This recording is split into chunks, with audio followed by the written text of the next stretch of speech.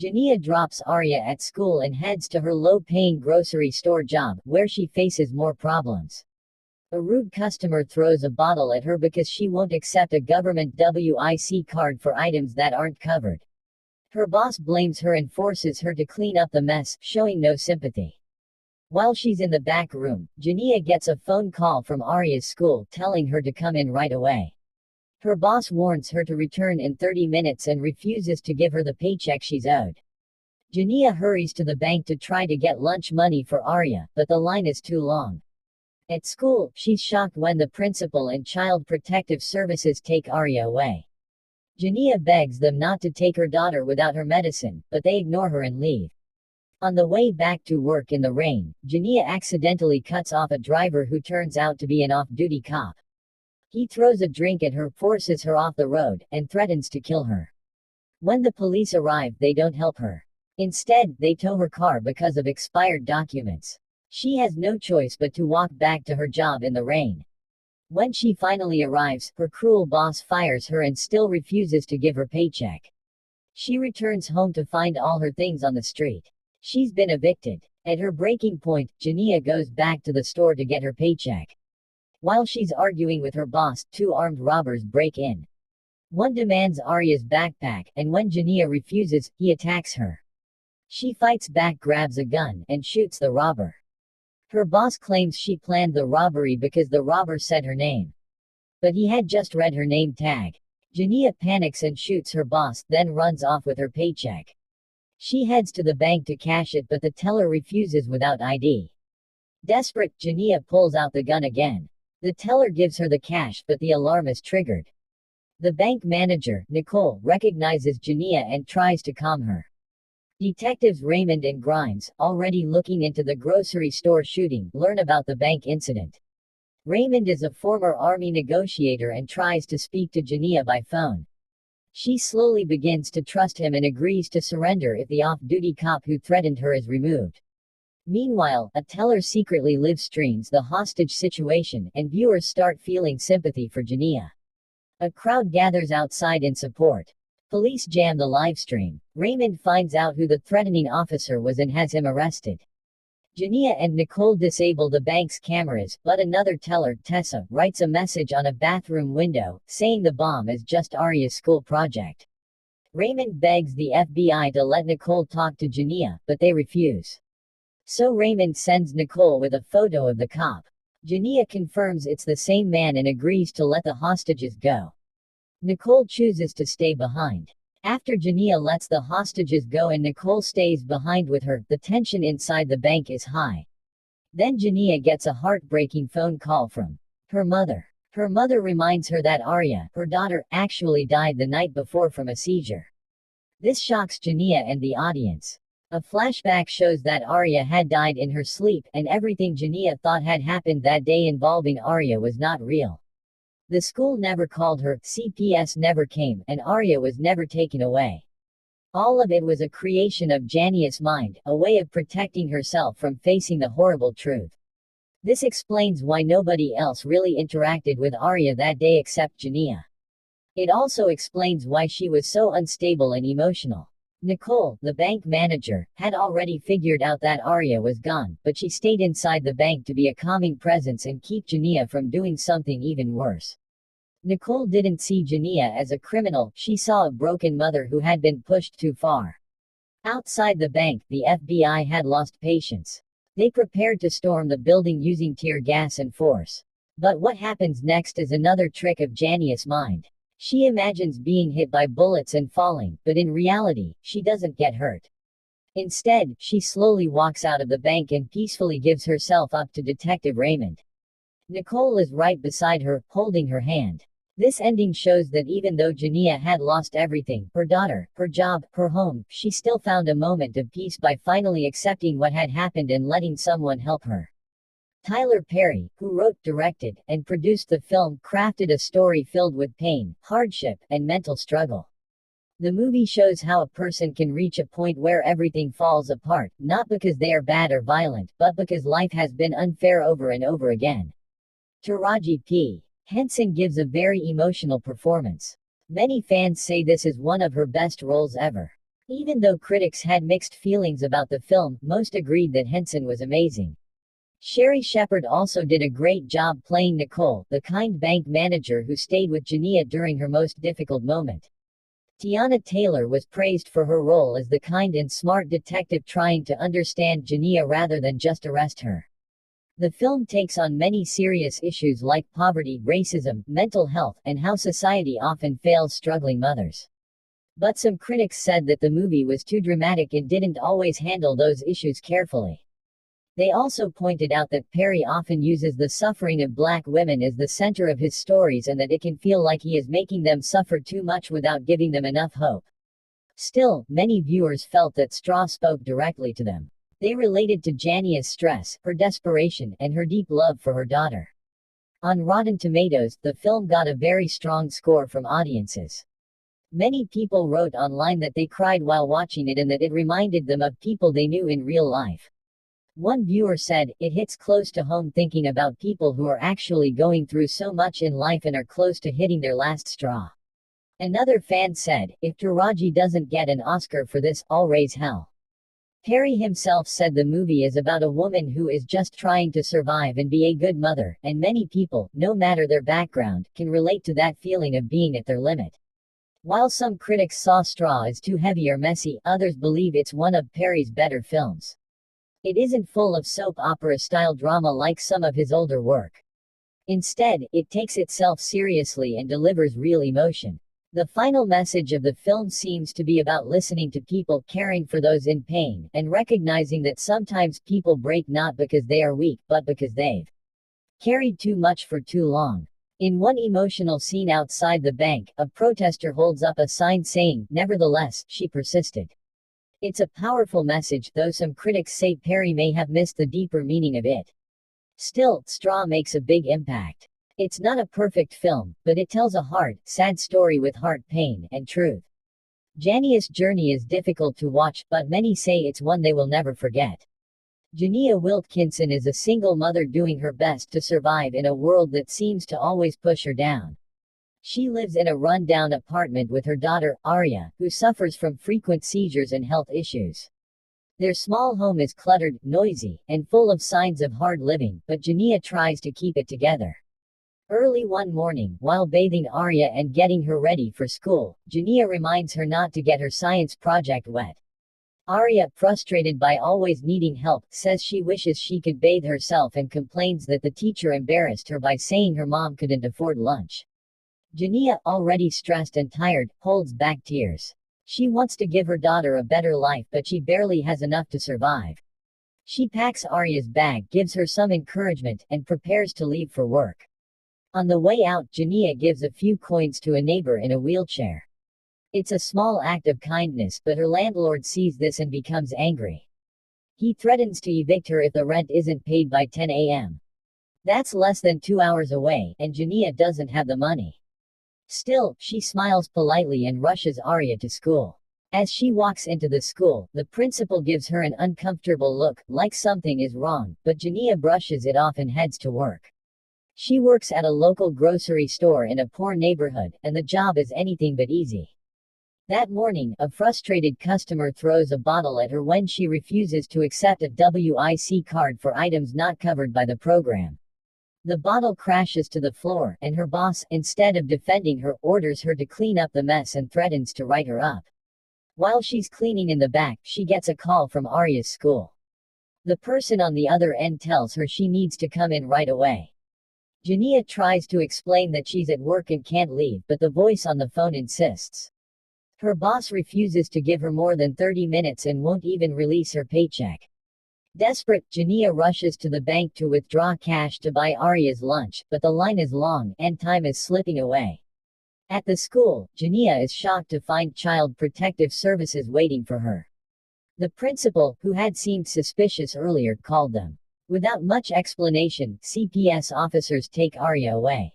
Jania cries out, begging them not to forget Arya's medicine, but no one listens. She watches in horror as they drive off. In the pouring rain, she tries to return to work, barely able to see through her tears. She accidentally cuts off another driver, not knowing he is an off-duty cop. He follows her, yells threats, and throws a drink at her window. He even threatens to find a legal way to blow your brains out. When the police arrive, instead of helping her, they tow her car because of expired documents. Now soaked, shaken, and without a vehicle, Jania walks back to work, only to be fired on the spot. Her boss refuses again to give her paycheck, blaming her for everything. When she returns to her apartment, she finds all her belongings dumped outside. She has officially been evicted. With no options left, she goes back to the grocery store to demand her paycheck. While she's there, two armed robbers burst in. One of them demands Arya's backpack, which Jania had been carrying. When she refuses, they hit her. In the chaos, she grabs a gun from one of the robbers and shoots him. Her former boss accuses her of setting the whole thing up, saying the robber knew her name. Jania panics. Even though the robber probably just read her name tag, she sees no way out.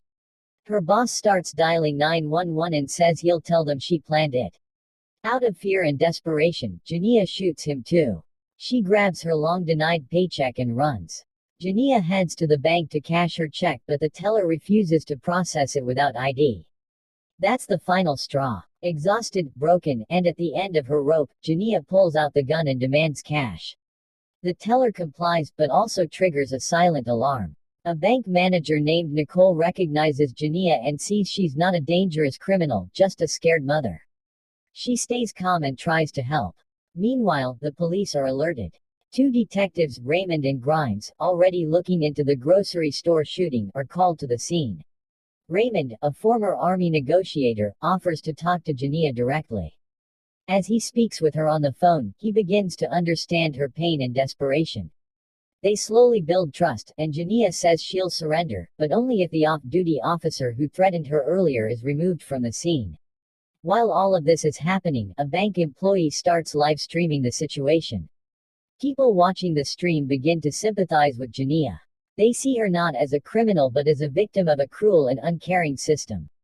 Soon, crowds gather outside the bank in support of her. The police jam the signal to stop the stream, but the message is already out. Detective Raymond finds the officer who threatened Jania, confirms his identity, and has him removed.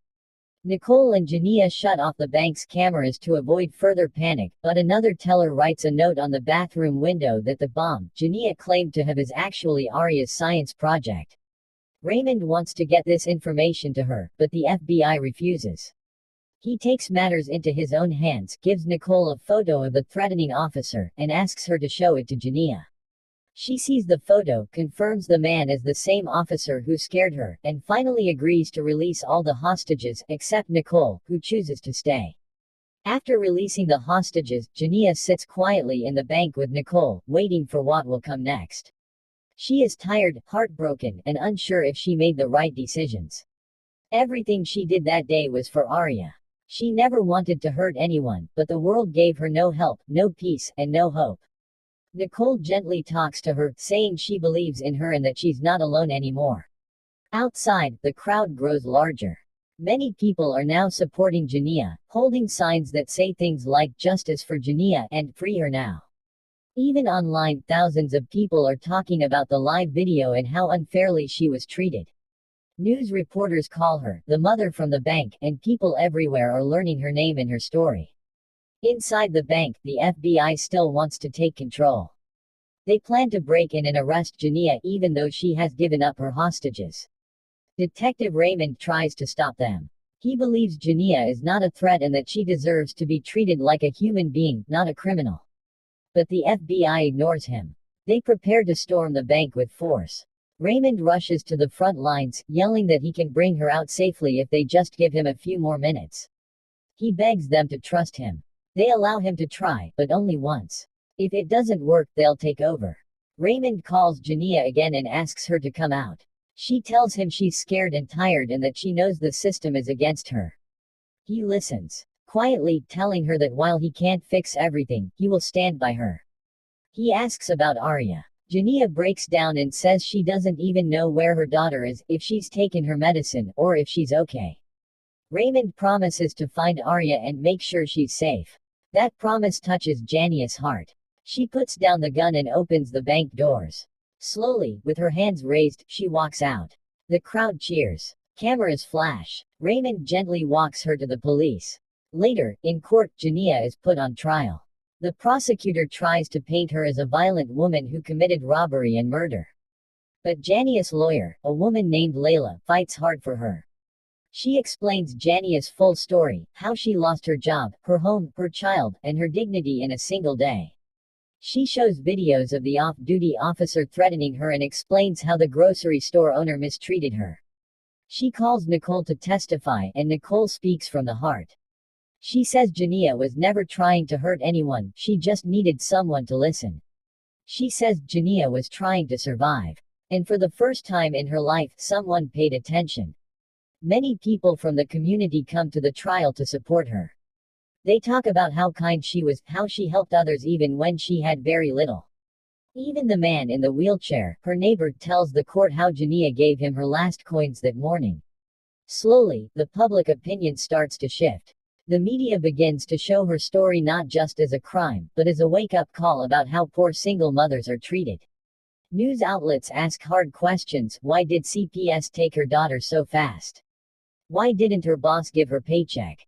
Why did the police officer threaten her life? Eventually, the court decides to lower the charges. She is not labeled as a dangerous criminal. Instead, she is sent to a rehabilitation program where she can get mental health support and reunite with her daughter. Arya is returned to her, and the two embrace with tears in their eyes. It's a moment of healing, not just for them but for everyone who followed her story. A few months later, a foundation is created in Jania's name to support single mothers who are struggling. Nicole and Raymond both help launch it. Jania becomes a speaker at events, sharing her story so others like her don't feel alone.